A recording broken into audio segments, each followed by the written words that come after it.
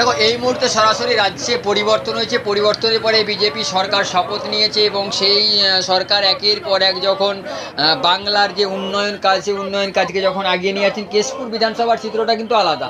কেশপুরের শাসক দল কিন্তু বিজেপি ইতিমধ্যে কিন্তু যিনি প্রার্থী ছিলেন তিনি কিন্তু জয়লাভ করতে পারেনি, দ্বিতীয় স্থানে আছেন।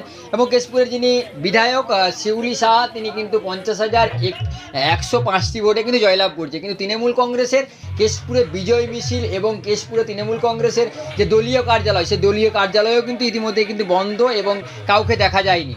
কিন্তু বিভিন্ন কেশপুরের বিভিন্ন গ্রামে, কেশপুর ব্লকের বিভিন্ন গ্রামে কিন্তু বিজয় উৎসব করছেন বিজেপিরা এবং বিজেপি কর্মীরা। এবং সেখানে কিন্তু যিনি বিজেপির প্রার্থী কেশপুরে শুভেন্দু সামন্ত যাচ্ছেন এবং বিজেপির নেতৃত্বরা যাচ্ছেন এবং এলাকার কর্মীদের সঙ্গে কথা বলছে এবং সেই বিজয় মিছিলে সামিল হচ্ছেন এবং পায়ে পা মিলাচ্ছেন।